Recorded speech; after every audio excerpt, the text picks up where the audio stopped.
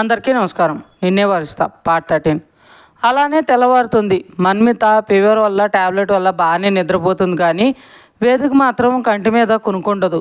అలానే కల్పనకు కూడా కాల్ చేస్తూ తన్నే నిద్రపోనివ్వడు. మార్నింగ్ మన్మిత కొంచెం ఫీవర్ తగ్గి మెల్లగా కళ్ళు తెరుస్తుంది. పక్కనే కల్పన కూర్చుని నిద్రపోవడం చూసి, నైట్ అంతా ఇది నిద్రపోకుండా నన్ను చూసుకుంటూ ఇప్పుడే నిద్రపోయినట్టుంది అని తనను సరిగా పడుకోమని చెబుదాం అంటే నిద్ర లేపాలి ఎలా అని ఆలోచిస్తుండగా కల్పన ఫోన్ రింగ్ అవుతుంది. మన్విత కల్పన ఫోన్ తీసి నేమ్ వేద్ అని చూసి తల కొట్టుకుని, వీడికి పొద్దున్నే పని పాట లేనట్టుంది, వీళ్ళిద్దరూ బెస్ట్ ఫ్రెండ్స్ అవడం ఏంటో, ఈ కాల్స్ ఏంటో, మధ్యలో నా గురించి వాడు అడగటం ఏంటో, ఇదన్నీ చెప్పడం ఏంటో నా కర్మ అనుకుంటూ ఉంటే కల్పనకి ఫోన్ సౌండ్కి మెలకు వచ్చి మన్విత లేచి ఉండటం చూసి, మన్వి ఇప్పుడు ఎలా ఉంది అని అడుగుతుంది. మన్విత నవ్వి, నన్ను ఇంత బాగా చూసుకునే నువ్వు పక్కనుండగా నాకేమవుతుందే బంగారం అని బొగ్గలు అవుతుంది. కల్పన నవ్వి, నిన్ను బాగా చూసుకుంది నేనే అయినా ఇలా చూసుకునేలా చేసింది మాత్రం వేద్ అని చెప్తుంది. మన్విత ఆలోచిస్తూ వేద్ ఎక్కడున్నాడు అని అడుగుతుంది. మన్విత వేద్ గురించి అడగటం చూసి హ్యాపీగా, ఇక్కడే బాల్కనీలో ఉన్నాడు మన్వి, అరగంటకు ఒకసారి కాల్స్ చేస్తూనే నన్ను నిద్రపోనివ్వకుండా నీ గురించి అడుగుతూనే ఉన్నాడు తెలుసా, వాడికి నువ్వంటే అని చెప్పేలోపే మన్విత రూమ్లో నుండి బాల్కనీ దగ్గరికి వెళ్తుంది. శ్రీనిక లెటర్ రాయటానికి లెటర్ ప్యాడ్ తీసుకుని ఏం రాయాలి ఎలా రాయాలి అంటూ ఆలోచిస్తుంటుంది.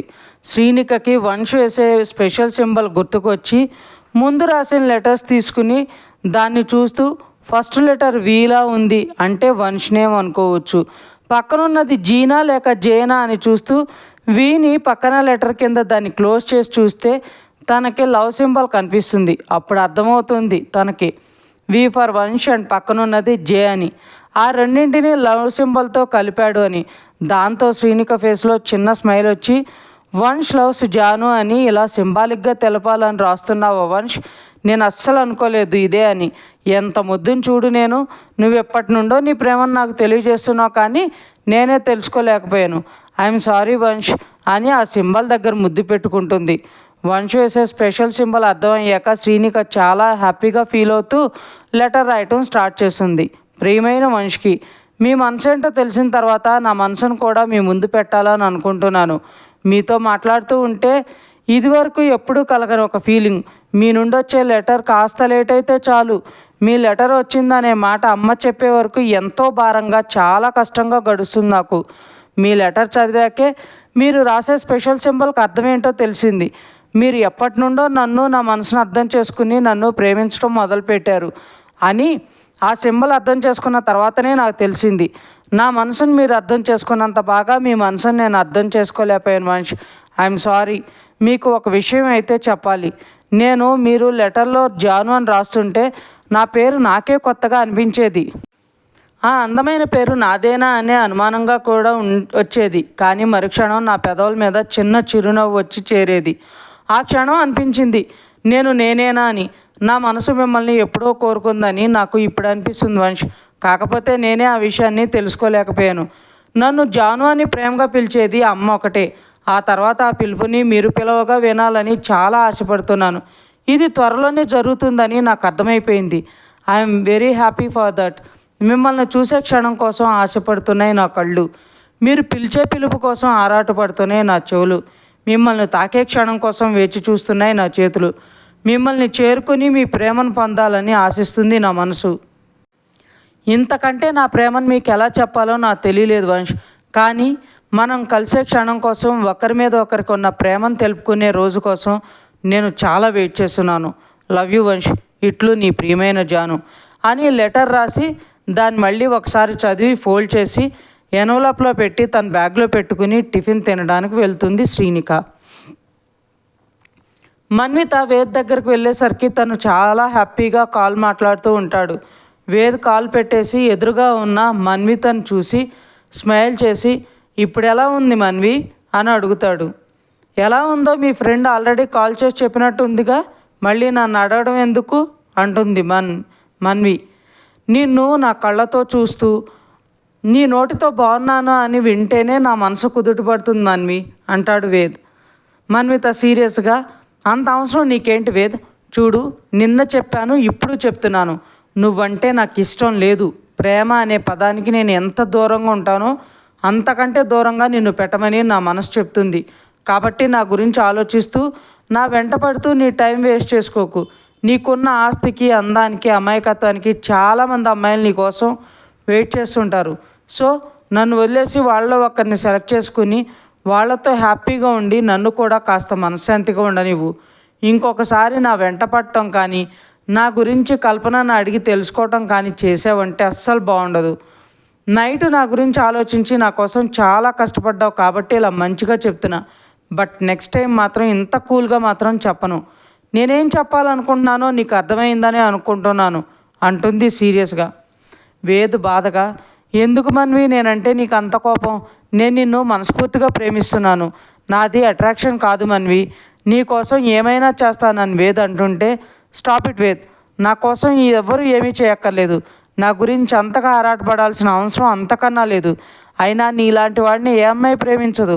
ఒకవేళ ప్రేమించినా అదంతా అబద్ధ ప్రేమ అయి ఉంటుంది. నిన్ను, నీ డబ్బుని, నీ నేమ్ని యూజ్ చేసుకుని నిన్ను మోసం చేయడానికి మాత్రమే నిన్ను ఏ అమ్మాయి అయినా యాక్సెప్ట్ చేస్తుంది. అంతేకాని ప్రేమతో మాత్రం కాదు. నాలాంటిదైతే నిన్ను, నీ అమాయకత్వాన్ని ఒక్కరోజు కూడా భరించలేదు. అంత ఓపిక కూడా లేదు నాకు. నేను మనుషులతో, వాళ్ళ మనసులతో ఆడుకునే టైప్ కాదు. ఏదున్నా మొహాన్నే చెప్పే టైప్. అందుకే నీ గురించి నీకే ఒక క్లారిటీ ఇస్తున్నా.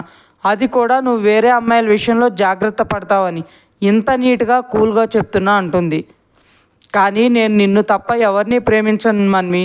పెళ్ళంటూ జరిగితే అది నీతోనే అవ్వాలని కూడా స్ట్రాంగ్గా ఫిక్స్ అయ్యాను. నా మనసును అర్థం చేసుకోకపోయినా పర్వాలేదు మన్వి, కానీ నిన్ను మర్చిపోమని మాత్రం చెప్పకు ప్లీజ్. నీకోసం నేను ఎలా మారమన్నా మారతాను. నీకు నచ్చినట్లుగా ఉంటాను. నువ్వేం చెప్తే అది చేస్తాను మన్వి. ఇది మాత్రం చెప్పగలను అంటాడు వేద్ బాధగా.